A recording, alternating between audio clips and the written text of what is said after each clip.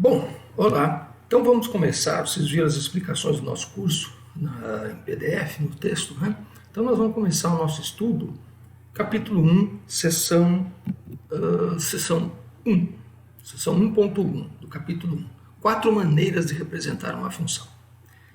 Bom, cadê meu slide aqui? Vamos lá.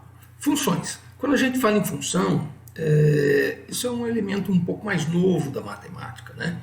Porque após o Renascimento, esse conceito de função começou a ser aprimorado. Ele não existia na antiguidade. E não foi mera coincidência, porque nessa época o homem começou a considerar modelos matemáticos para descrever os fenômenos observados no mundo que o cercava. Lembre-se do Galileu, por exemplo, né? Então as funções são objetos matemáticos, ou seja, as funções são criadas pelo homem. Elas só existem na mente humana. Se o homem desaparecer da face da Terra, as funções desaparecem. É invenção nossa, né? Aí vem uma pergunta. Bom, como é que a gente consegue trabalhar com funções se esses objetos não existem no mundo sensível? Muito bem, a resposta é mediante o uso de representações. Então nós representamos a nossa ideia de função de diversas maneiras. Vamos ver. A gente pode representar a função utilizando um suporte sensível e, dessa maneira, trabalhar com esse objeto matemático. Geralmente, nós vamos trabalhar com um registro gráfico ou algébrico aqui no nosso curso, né? Na essência. E o comentário é que, na verdade, o homem só trabalha com objetos matemáticos de qualquer área mediante representações, né? Aquela história de você trabalhar com reta, ou você trabalha com a letra minúscula que representa essa reta, ou com o traço descritivo da posição da reta, e assim por diante, né? E é com manipulações sobre essas representações que o homem consegue resolver os seus problemas e fazer previsões ou descrições de eventos. Então vamos ver no comecinho do livro, o autor apresenta para a gente algumas situações motivadoras, né? Por exemplo, aqui, ó, a área de um círculo depende do seu raio. E nós escrevemos que A é igual a πr ao quadrado. E a gente compreende, então, que quanto maior for esse raio, fazendo essa conta, né, do número irracional π vezes o raio, a gente obtém a aproximação para essa área, né? Você pegando aí 2, 3, 4 casas decimais para o seu valor de π, você tem, né, aproximações de acordo com o que você necessite, né? Então a gente diz que a área é uma função do raio.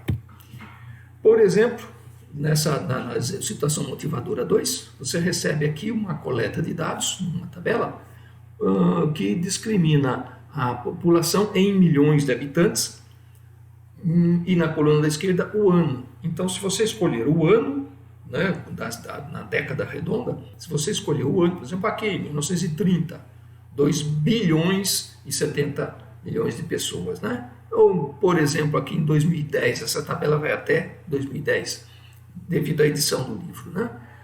Em 2010, então, você tinha aqui uma população de 6 bilhões 870 milhões de pessoas, né? A gente já passa, acho que estamos chegando nos 8 bilhões de pessoas, porque a China, se não me engano, já passou de 3 bilhões de habitantes, né? Então, você tem uma maneira de você também discriminar ou de transmitir uma ideia funcional, a população dependendo do ano. Outra maneira de você transmitir essa ideia de dependência da população em função do ano é apresentando um gráfico como esse aqui mostrado agora, onde você coloca o eixo temporal na horizontal e a quantidade na vertical, certo? Então, conforme você desloca seu olho da esquerda para a direita, você está percorrendo os séculos, os anos, né? E está vendo que a população está aumentando, dependendo do ano. Uma outra situação motivadora, esse aqui é um exemplo nosso aqui do Correio, lá do ano 2017, você tem o custo, estava lá no site, eu peguei no site, o custo para se enviar uma carta comum, em função do seu peso, em função da massa em gramas, né? Então, cartas com peso inferior a 20 gramas, o preço normal seria 1,85. Tem também a carta registrada, né? Mas o normal aqui, que é o mais comum, né? Entre 20 e 50 gramas, R$ 2,55, R$ 2,55, e assim por diante. Então, o preço do despacho de uma carta depende da massa, depende do peso dessa carta, certo? Outra situação motivadora, a aceleração vertical A, em centímetros por segundo, do solo durante o terremoto de Northridge, que abalou Los Angeles em 94, é mostrado no seguinte gráfico, um gráfico do livro. A unidade dos eixos das abscissas é o segundo. Então, quando você olha este gráfico aqui que está na tela agora, no eixo horizontal você tem segundos, e no eixo vertical, você pode olhar aí no eixo vertical, você tem a aceleração em centímetros por segundo ao quadrado, né? Então você vê que o abalo principal desse terremoto 94 durou aproximadamente ali 30 segundos, né? E o abalo principal, e chegou ali a ter entre 15 e 20 segundos, chegou a ter picos de mais de 100 centímetros, né? Mais de 1 metro por segundo ao quadrado de aceleração do solo. E se você observar as ilustrações, você pode procurar na internet para você ver. Tem ilustrações aqui do estrago que essa aceleração do solo fez, né, naquele ano de 94 lá em Los Angeles, ou seja, destruiu tudo, né, destruiu ponte, aqui um prédio que rachou ao meio, né, ou seja, quando você tem acelerações dessa monta aí, dessa grandeza, os estragos são muitos, né? Bom, e como é que a gente vendo essas situações motivadoras, como é que nós vamos trabalhar? Qual vai ser a nossa definição de função? Nossa definição de função, então, vai ser a seguinte, está em destaque, sempre que eu ponho um quadrinho vermelhinho aqui no meu slide, é porque você encontra lá, né, o número da definição em destaque no seu livro-texto, essa definição. Então, está escrito lá, uma função f é uma lei que associa a cada elemento x em um conjunto D exatamente um elemento, apenas, um elemento, chamado f de x, né? E ele vai associar esse f de x num certo conjunto E. Em geral, para nós aqui, D e E são conjuntos numéricos e para nós quase que sempre serão intervalos, união de intervalos de números reais, ou os próprios conjuntos reais. Esse D, esse conjunto aqui da saída é chamado domínio da função. Esse E é chamado de contradomínio da função. Essa variável x, denotada aqui do lado esquerdo, é chamada de variável independente. É você que pode escolher essa variável. E essa variável y, ela é chamada de variável dependente, porque depende da sua escolha de x, né? São essas nomenclaturas que a gente usa. O conjunto de todos os valores possíveis dessa conta y, dessa variável dependente y, quando x varia por todo o domínio D, é chamado de conjunto imagem da função. Então, a gente pode compreender a função como uma máquina, uma coisa dinâmica. Você coloca um número na entrada, ela faz uma conta, né, faz uma transformação e solta outro número na sua boca de saída, né, como essa ilustração do livro, né? Pensamos no domínio como conjunto das entradas, quais os números que podem ser colocados nessa máquina, e pensamos então no conjunto imagem como a coleção de todos os números que saem dessa máquina, cujo nome é f. Ok? Aí tem umas outras representações. Vamos começar a falar de representação de diagrama de flechas. Vocês foram apresentados a essa representação, né, talvez lá do comecinho, sexto ano, sétimo ano, talvez. Mas, na verdade, esse diagrama de flechas só serve para a gente quando o domínio ou contradomínio possui uma quantidade pequena de elementos, né? Então, por exemplo, quando o seu domínio tem 3 elementos, o contradomínio aqui no caso tem 3 elementos, aí você faz o desenho do domínio, do contradomínio e faz uma ilustração dizendo este número vai naquele número, este número vai naquele número, né?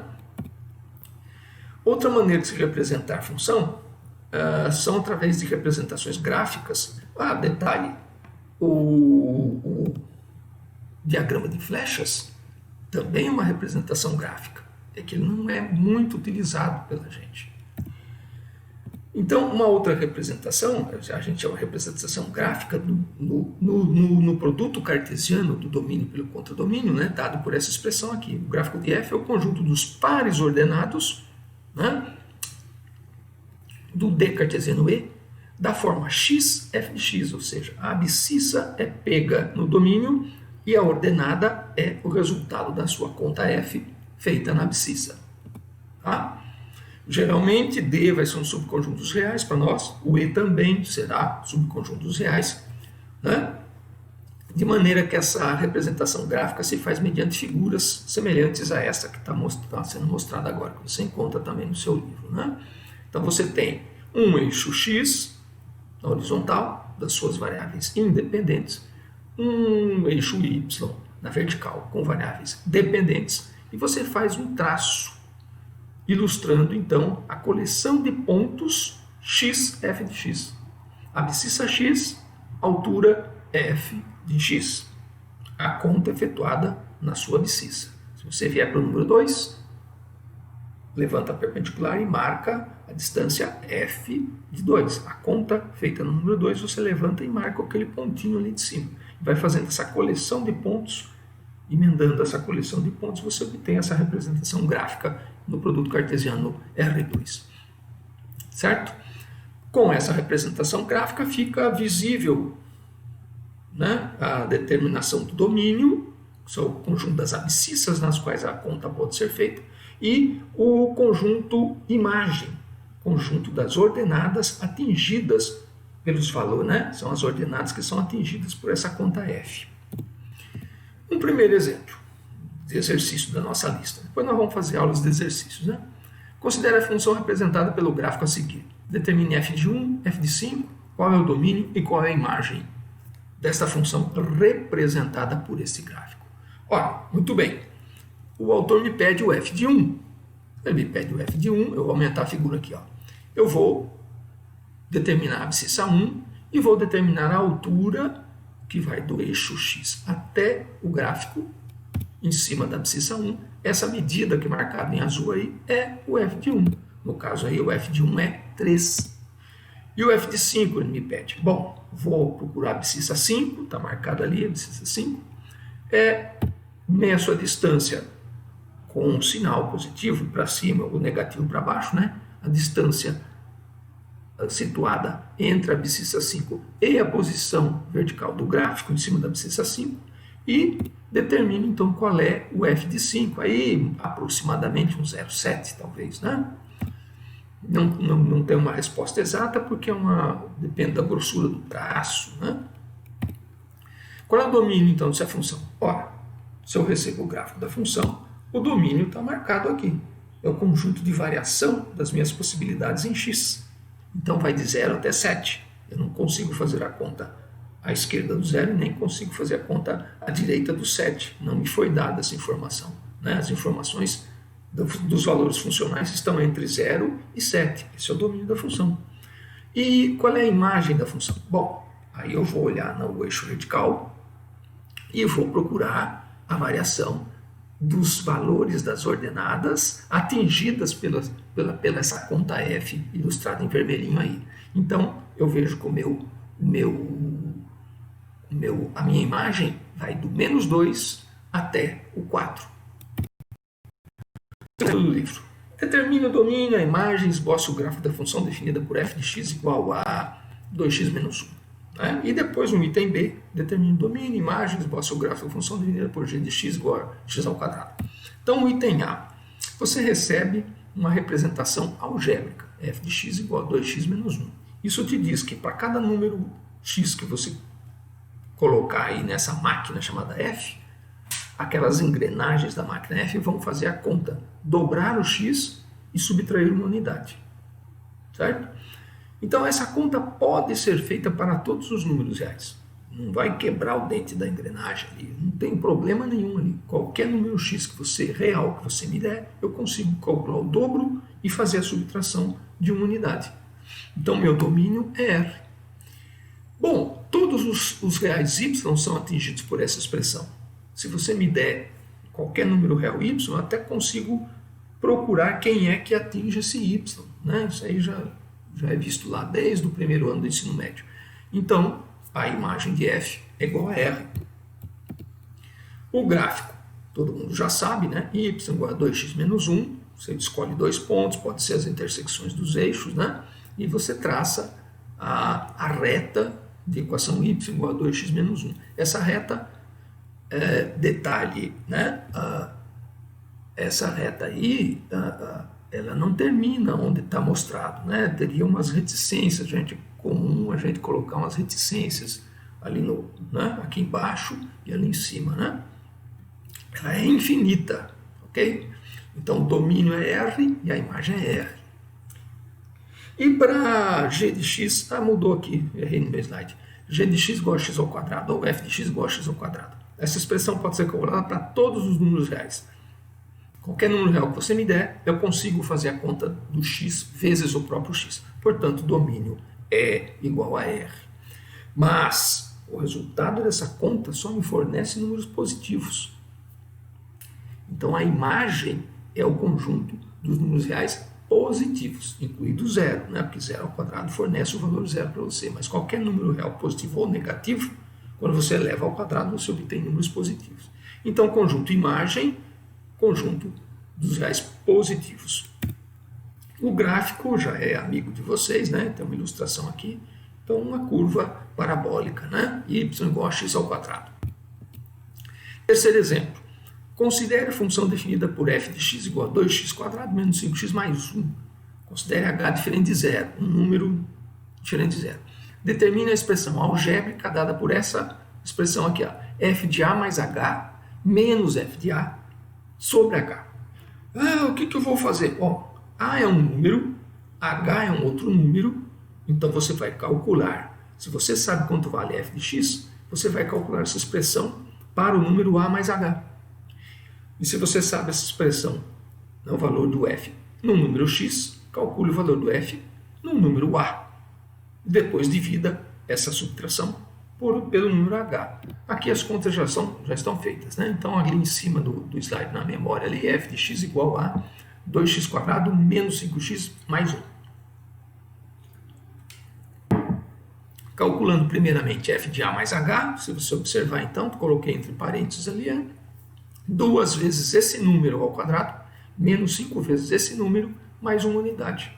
E aí eu desenvolvo o quadrado, faço um agrupamento e obtenho essa expressão aqui final, 2a quadrado mais 4ah mais 2h quadrado menos 5a menos 5h mais 1.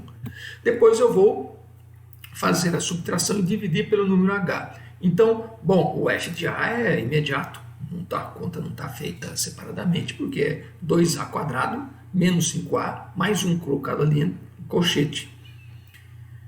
Aí eu distribuo o sinal negativo, faço toda a minha conta, né? Vejo que sobram letras H ou números H em todas as parcelas do numerador, de maneira que eu posso colocar um H em evidência e fazer um cancelamento com o número H do denominador, obtendo a expressão 4A mais 2H menos 5. Esse tipo de continha algébrica vocês vão fazer bastante. No próximo capítulo vocês vão ver a importância disso. Então o autor aí nos apresenta exemplos motivadores, nos fala de algumas representações, nos deu algumas representações como tabela, o gráfico da aceleração do solo em função do tempo, né? Mexemos um pouquinho com representações algébricas, vimos domínio, imagem, e então ele vai destacar agora, né, as 4 principais maneiras de se representar uma função. A representação verbal, a representação numérica ou tabular, depende do autor também, a representação gráfica, que vai quase que na essência, no nosso livro estudado, trabalhar com representação gráfica no plano cartesiano, por isso o gráfico, né? E também envolve diagramas. A representação em diagramas é uma representação gráfica, mas ela não será tão usada no nosso estudo. E a representação algébrica, onde você recebe a lei algébrica da conta que você tem que fazer. São as 4 principais representações trabalhadas nesse livro. Na verdade, nossa ênfase, nosso trabalho aqui no livro vai ser usando mais a representação gráfica no produto cartesiano, no gráfico, né, usual, e a representação algébrica. Então, exemplo de representação verbal. Olha, se eu falar para vocês, a área de um círculo de raio R unidades é igual ao produto do quadrado do raio pelo número irracional π. Vocês escutam a ideia que eu tive de um modelo funcional, né, com suporte verbal. Então eu estou falando isso para vocês, vocês estão escutando isso, e essa é a maneira de trabalhar com a função área de um círculo de raio R com suporte verbal. Ok? Um exemplo de representação numérica. Ora, aquele 1 da população terrestre em cada década, né, a partir do século XX ali, de 1900, 1910, 1920, assim por diante. Essa é uma representação tabular, ou uma representação numérica da função população mundial. Uma representação gráfica com um diagrama de flechas, eu peguei aqui um desenho para vocês, ó. Exemplo, função que sai do conjunto 1, 2, 3 e vai para o conjunto menos 8, 4, 8 e 12. E é dada dessa maneira, leva o 1 no 4, o 2 no 8, o 3 no 12 e não leva ninguém no menos 8.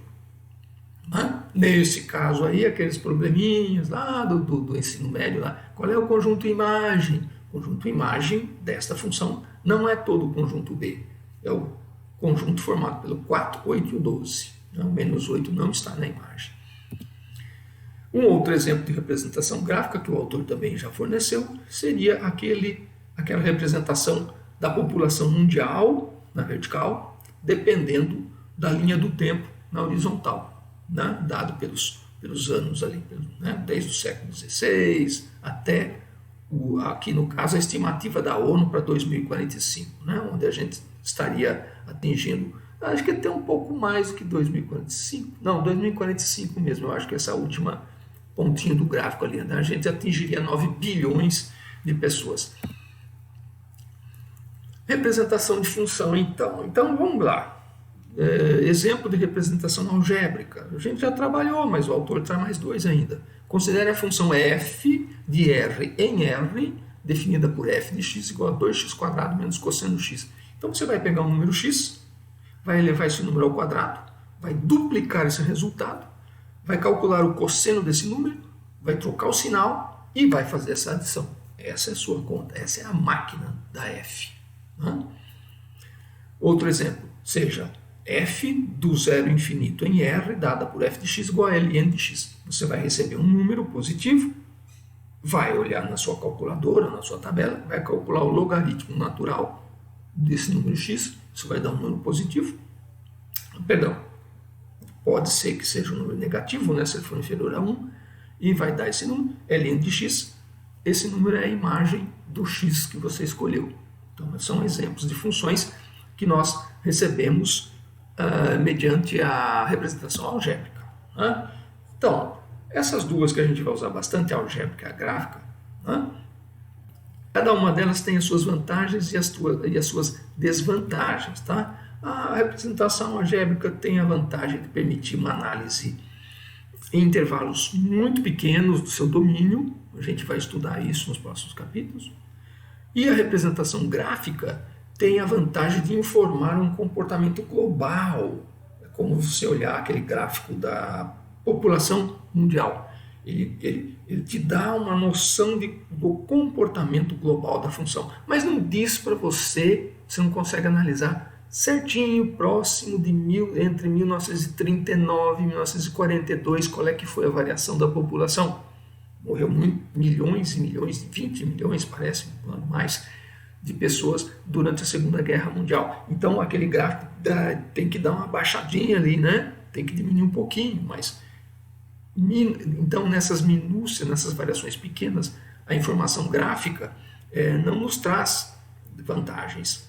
A algébrica traz vantagens de poder ser analisada em minúcias, em intervalos pequenos da variação de x.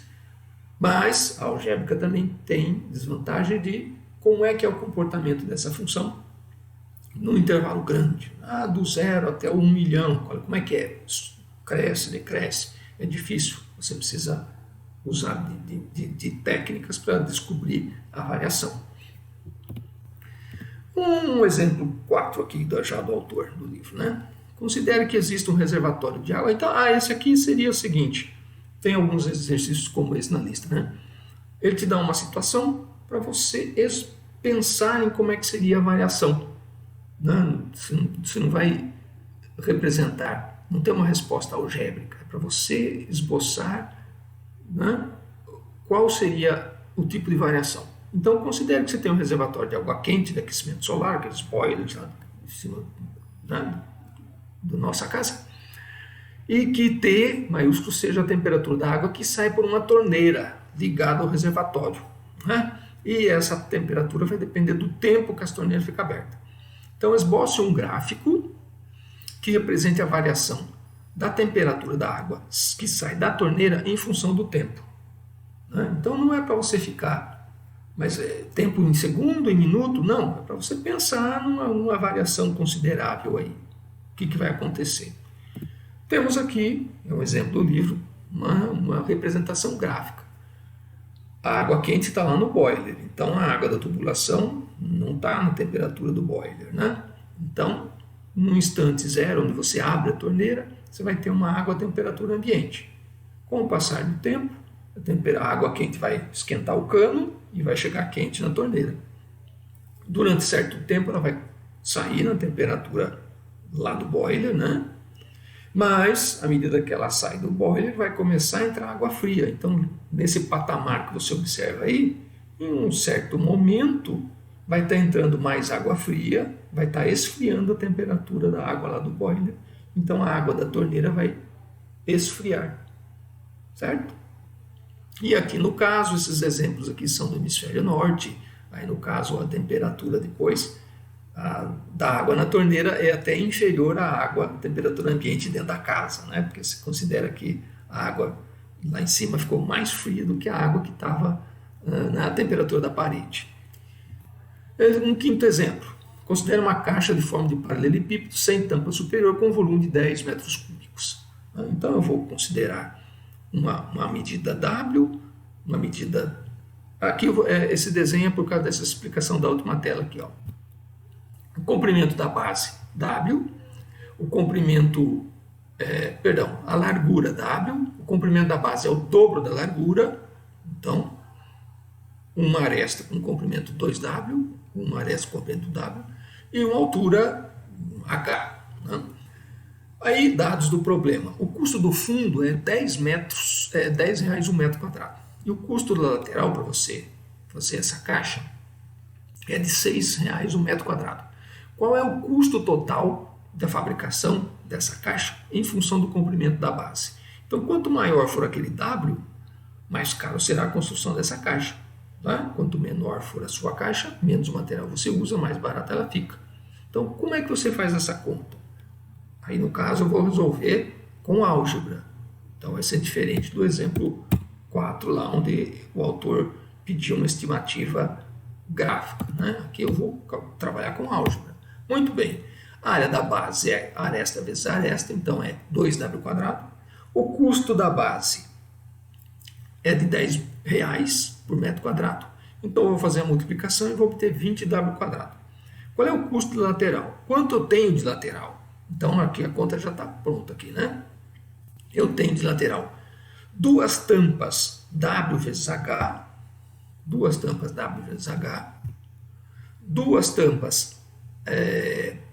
2W vezes H, aqui da frente e a parte de trás, né? São 4 faces. E o custo, então isso vai me dar a metragem, metro quadrado. O custo do material é 6 reais. Então eu multiplico por 6 essa expressão, obtendo 36WH. Então o custo total seria custo da base, 20W² mais 36WH. Agora o autor pede, volta aqui, ó. Considere qual é o custo da fabricação em função do comprimento da base. Então ele não quer que apareça a letra H, ele quer que essa função custo só seja expressa em função do comprimento da aresta. Bom, como o dado inicial nos for fornecido que o volume é de 10 metros cúbicos, então eu vou substituir esse valor desse H aqui, usando o dado inicial. Se o nosso volume é de 10 metros cúbicos e o volume é aresta vezes aresta vezes aresta, nosso volume é W vezes 2W vezes H, e isso tem que ser 10, eu isolo o H. O H é 5 sobre W ao quadrado. E volto, faço a substituição na expressão da tela anterior. Volto e substituo, obtendo 36W vezes 5 sobre W ao quadrado. E fazendo o cancelamento ali, eu tenho a expressão do custo da fabricação dessa caixa de 10 metros cúbicos em função do comprimento da aresta. Né? 20W quadrado mais 180 dividido por W. Essa é a resposta. Veja, é uma expressão funcional. O custo depende do comprimento W. É função do comprimento W. Tá bom?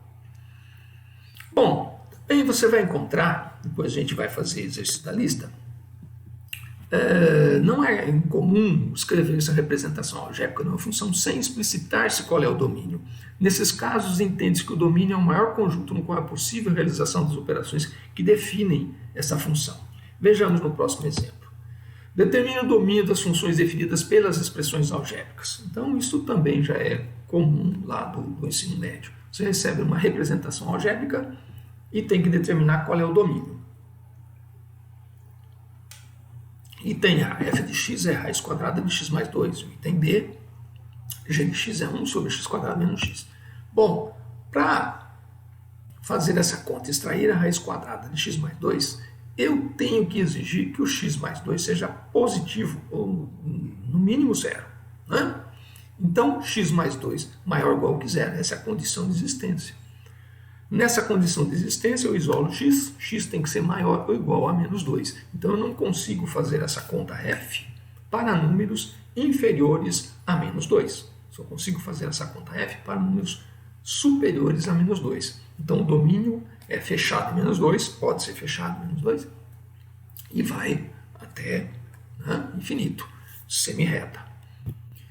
A outra conta ali, 1 dividido por essa conta x quadrado menos x. Bom, eu tenho uma certa condição de existência para essa conta de existir. Né? Eu devo exigir que o denominador seja diferente de zero. Exigir que o denominador seja diferente de zero, você pode escrever x quadrado menos x igual a zero. Né? Quando que isso vai ser zero? Fatorar quando x vezes x menos 1 for zero, e esse produto igual a zero ocorre quando x for zero ou quando ele for 1. Então, eu não conseguirei fazer essa conta quando o x for zero, quando o x for 1. Portanto, eu retiro o número 0 e o número 1 do meu eixo dos números reais, ficando com 3 intervalos, de menos infinito até zero, aberto no zero, né? De 0 até 1 e de 1 para mais infinito. Essa é a resposta do item B, desse exemplo 6. Bom, a representação gráfica, voltando a falar um pouquinho de representação gráfica. Primeiramente, lembramos que uma função associa a cada ponto do domínio apenas um ponto no contradomínio. Né? Então, você tem um x, você tem um f de x, você tem um a, eu tenho um f de a. Okay? Não tem sentido a um número x associar mais do que um número no contradomínio. Porque, veja, esse conceito de função que a gente estuda serve para descrever eventos do nosso ambiente, do nosso mundo macroscópico. Então, teria sentido, por exemplo, eu abastecer o carro, né, e receber a informação do frentista. Eu pergunto para o frentista, quanto custou? Quanto eu tenho que pagar? Aí o frentista me responde, R$ 72,00 e também custou R$ 82,30. Não é boa essa resposta, né? Se eu abasteci tantos litros no meu tanque, eu quero saber o preço, não quero saber 2 preços ou 3 preços. Né? Teria sentido você, agora medir a temperatura da pessoa. Você pega um termômetro, põe aqui, ou aponta um revolvinho, né? Aponta para a testa da pessoa e você vai olhar. Quando você olha, ele fala assim, a temperatura da pessoa está 28, 41 e 37. Mas como? Me serve alguma coisa? 3 temperaturas aqui? Eu quero saber se eu estou com febre ou não, ou se a pessoa está com febre ou não. Então, voltando à tela aqui. Então, há um número x, nós queremos, nesse conceito de função, associar apenas um número y a cada x. Não é proveitoso para a gente ter funções a múltiplos valores. Depois, em outras ocasiões, vocês vão perceber que existem funções a múltiplos valores, funções complexas. Mas no nosso curso, o universo macroscópico, não. Então, essa condição de que um x você deve ter apenas um y fornece uma ferramenta chamada teste da reta vertical, que permite a você, quando receber um traço do produto cartesiano, né, permite a você saber se aquele traço lá representa uma função ou não. Então, o famoso teste da reta vertical. Quando você percorrer os x do seu domínio e essa reta vertical sobre a abscissa x interceptar esse traço em apenas um ponto, esse traço representa uma função. Se você detectar que para algum x essa reta vertical intercepta o traço em mais de um ponto, esse traço que você recebe não representa uma função. Né? Aqui é um zoom daquela primeiro quadro, aqui é um zoom do outro quadro, que são figuras do livro. Né? Aqui está em destaque aqui que você descobriu um A com dois valores associados a esse A, né? Um valor B e um valor C, e, portanto, esse traço em azulzinho não pode representar um gráfico de uma função. Tá? Bom, uma parábola deitada, né? Você recebe uma curva de equação x igual a y² menos 2. Essa curva também não é gráfico de uma função. Né? Nós já sabemos que o y igual a raiz negativa de x mais 2 é um gráfico de uma função, que o y igual a raiz positiva de x mais 2 é um gráfico da função, de maneira que esse traço aqui é composto por dois gráficos. Né? Ele em si não é gráfico de uma função. Ele tem na sua composição dois gráficos de funções, a raiz negativa e a raiz positiva. Né? Depois a gente vai ter oportunidade de fazer exercícios mais elaborados como isso na lista de exercícios. Sim, e a gente usa muito aqui no curso de cálculo funções definidas por partes. Em algumas situações será necessário definirmos funções com representações algébricas distintas em diferentes partes do domínio. Diremos nessas situações que essas funções são definidas por partes. Vejamos alguns exemplos. Considere a função definida por f de x igual a 1 menos x se o x for menor ou igual que 1, ou x² se x for maior que menos 1. Né? Quais os valores? F de menos 2, f de menos 1, 0. Bom, então eu vou responder essas questões aqui. F de menos 2. Por que eu estou fazendo essa conta? Porque o menos 2 está à esquerda do menos 1, de maneira que eu vou usar a expressão de cima. 1 menos menos 2. Esse resultado é 3. Então, f de menos 2 é 3. Menos 1. Qual conta eu vou fazer para obter o valor de f menos 1? A conta superior, porque veja a igualdade lá. X menor ou igual a menos 1, você tem que fazer a conta 1 menos x. Então, eu faço a conta 1 menos menos 1, obtendo um valor 2. E quanto vale o f de 0? Bom, 0 é superior a menos 1, então eu vou olhar a expressão de baixo. Eu vou fazer a conta 0 ao quadrado, obtendo o valor 0. Certo? A gente vai usar muito essas definições de funções por partes aqui no curso de cálculo. Né? No curso de física, que vocês também fazem, vocês usam bastante isso. Bom, o esboço dessa função, então, é uma função definida por partes. Como é que eu vou esboçar? Eu vou pensar nas faixas do domínio. Então, vou pensar na faixa de menos infinito até menos 1 e na faixa do menos 1 para mais infinito. Então, eu vou desenhar uma semi-reta, né? Numa parte que vem do menos infinito até o menos 1, e um arco de parábola, que é um x², da abscissa sobre a abscissa menos 1 até a abscissa infinita. Vamos embora para o infinito. Né? Aí vem a questão da bolinha. Se você recebe na sua definição algébrica que x igual a menos 1, a conta é a conta linear, então você fecha aquela bolinha ali de cima. Se você recebesse bolinha fechada, ao sinal de igualdade na linha inferior, você deveria fechar a parte ou a bolinha que é parte da parábola, né? Abriria lá na semirreta e fecharia da parábola, né? É assim que a gente faz, então, o esboço de funções, gráficos de funções definidas por partes. Lá no livro vai ter coisas mais complicadas e a gente vê na aula de exercício. Bom, por exemplo, a gente fala funções definidas por partes, você mexe muito com a função valor absoluto, e ela é uma função definida por partes, porque o valor absoluto de um número A ou de um número x é o oposto do x, se o x for negativo, ou o próprio valor do x, se ele for zero ou for positivo. Então, é uma função definida por partes, né? Todo mundo já conhece o esboço gráfico dessa função valor absoluto, né? Uma semirreta descendente e uma semirreta ascendente para x positivo. Exemplo 9 aí, agora ao contrário, lá na lista de exercícios também tem, a gente vai fazer alguns. Você recebe uma representação gráfica e o autor te pede a representação algébrica. Bom, então estou percebendo que eu tenho umas linhas quebradas ali nesse meu gráfico, certo? Segmento de reta que vai do 0, 0 ao 1, 1. Então, esse segmento aí representa a função f de x igual a x, para x entre 0 e 1. Ok? Então, o seu y, o seu f de x, vai ser igual a x para x entre 0 e 1. E aquela parte descendente ali? Bom, aquela parte descendente é uma parte do gráfico de y igual a menos x. Na verdade, é y igual a menos x mais 2, que ele intercepta o eixo das ordenadas lá no ponto 2. Né? Quando x for 0, vai dar 2. Mas eu não faço essa conta para todo x real, eu faço essa conta só para x entre 1 e 2. Então, volto a tela aqui, como eu fechei o 1 aqui, eu vou abrir o 1 nessa definição, na linha de baixo da minha segunda definição, 2 menos x. E fechei o extremo 2. A minha bolinha fechada está ali no 2, 0.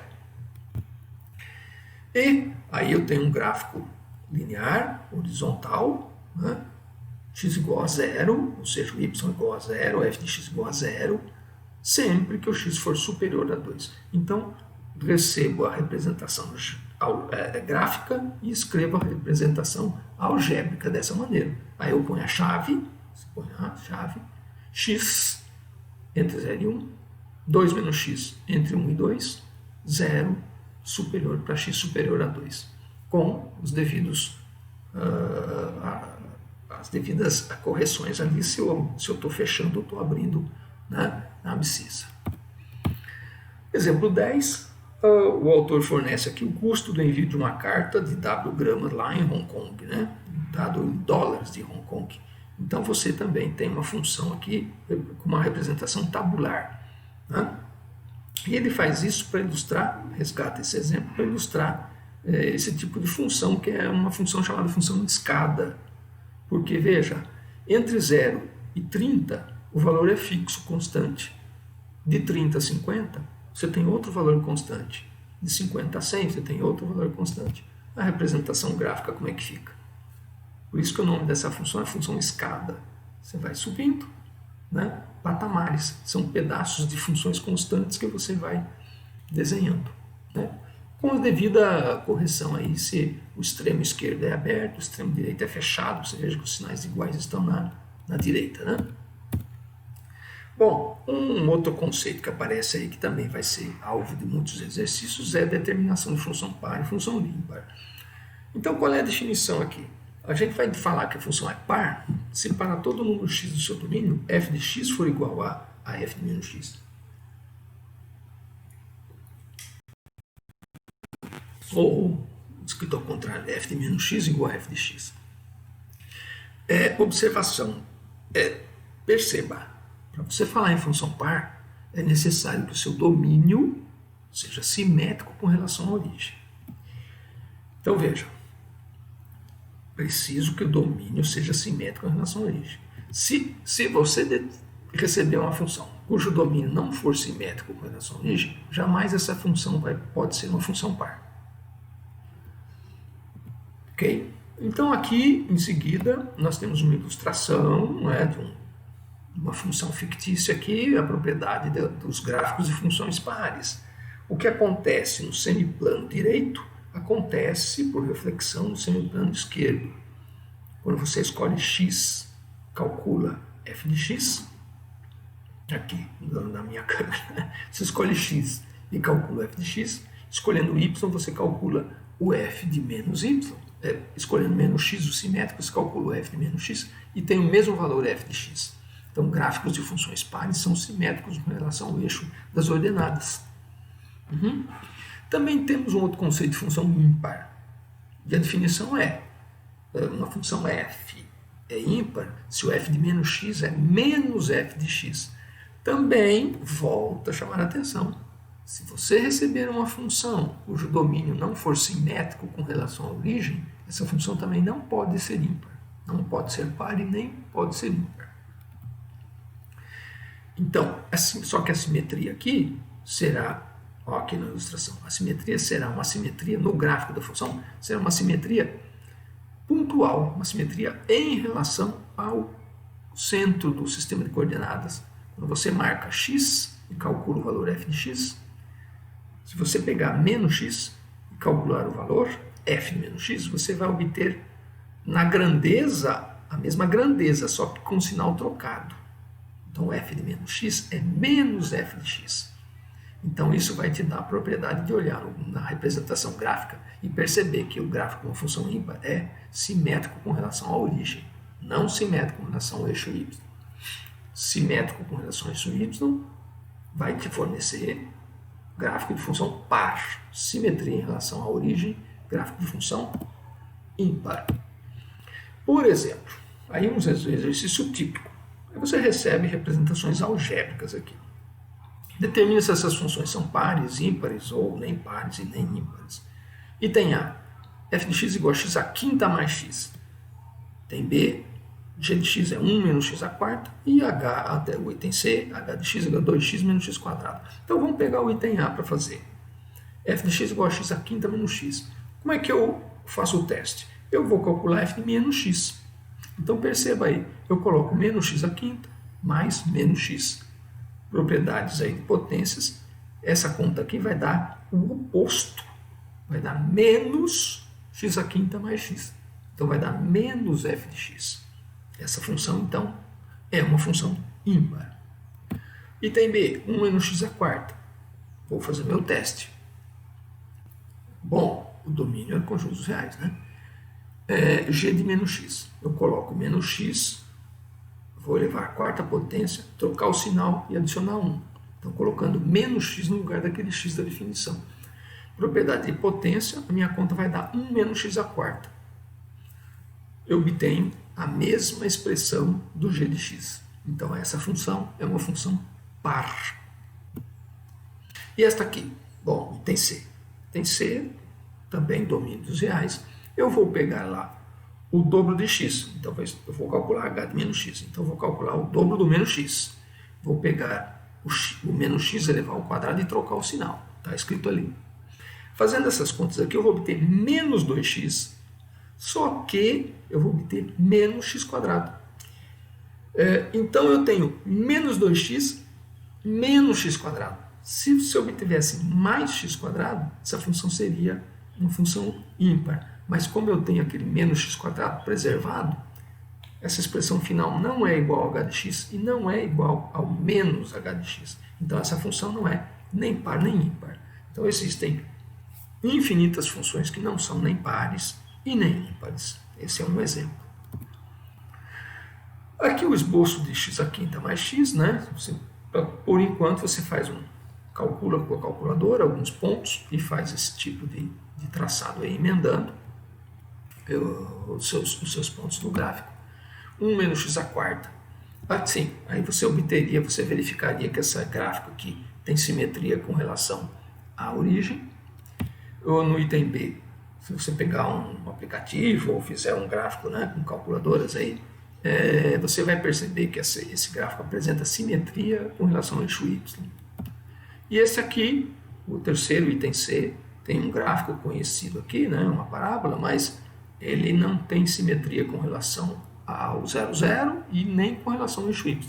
Então ele não é gráfico de uma função nem par nem ímpar, né, porque essa função não é nem par nem ímpar, né? Já ao finalzinho dessa sessão aqui, o autor resgata, então, que é a definição de funções crescentes e decrescentes. Então, vamos relembrar. Observemos no seguinte gráfico, esse daqui da frente. Observe nesse gráfico aqui, ó.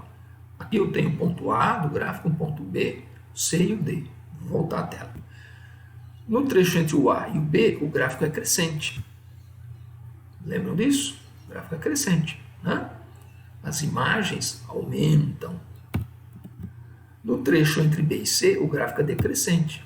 As imagens, as alturas até o gráfico diminuem, decrescem. Entre C e D, o gráfico volta a ser crescente. Também tem um trecho de crescimento, né? A altitude aqui é entre o ponto C e o ponto D.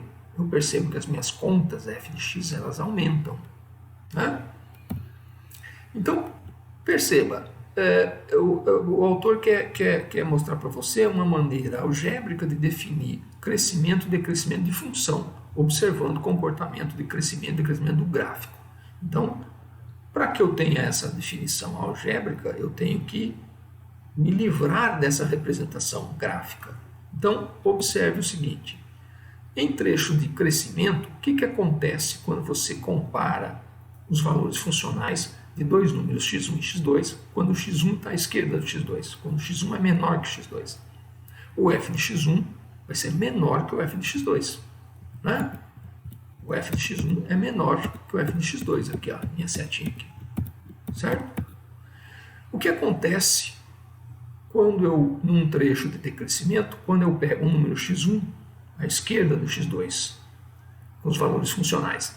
Bom, o valor funcional f de x1 é maior que o valor funcional f de x2, certo? Num trecho de decrescimento, quando eu ando da esquerda para a direita, x1 menor que x2, o meu f de x1 vai ser maior que o f de x2, ok? Então, essa é a caracterização, né, que nós usamos para definir funções crescentes e decrescentes em intervalo, sem ter que trabalhar com a representação gráfica. Então, uma função é crescente no intervalo I do seu domínio, se x1 menor que x2 implica f de x1 menor que f de x2. E ela será chamada de decrescente nesse intervalo se x1 menor que x2 implica f de x1 maior que f de x2. Então, na hora de você falar, mas eu vou ter que decorar essa definição, já era difícil lá no ensino médio. Não é só você lembrar do comportamento do gráfico, né? Voltando aqui, ó, trechos de crescimento, x1 menor que x2, f de x1 menor que f de x2. E em trechos de decrescimento, aqui, ó, f de x1 maior que f de x2. É isso que está escrito aqui. Então não é nada difícil. Depois tem bastante exercícios para a gente praticar isso aqui. Bom, então quando você, por exemplo, você vai receber uma representação dessa aqui, um exercício na lista assim, considere essa função f de r em r, f de x igual a x ao quadrado. Analise o crescimento e decrescimento da função. Bom, então, ou você trabalha algebricamente, ou trabalha com a representação gráfica, né? E pode responder, então, ela será crescente de 0 até infinito e será decrescente de menos infinito até o zero. Ok? Isso já é conhecido de vocês, né? Então, eu sempre que eu termino uma sessão, eu listo aqui os exercícios essenciais da lista, né? Porque a lista é muito grande. E, essencialmente, vocês vão fazer esses exercícios da lista aqui, certo? Então, esse é um resumo da sessão, voltando aqui, esse é um resumo da sessão 1.1, ok? Isso é um resumo. Estuda, pega um livro, vê com calma. Se você quiser ver os PDFs desses slides, eu também disponibilizo, né? Mas estude o livro, reveja os exemplos e ataque a lista de exercícios. Pode atacar essa lista aqui, cadê? Deixa eu aqui para baixo.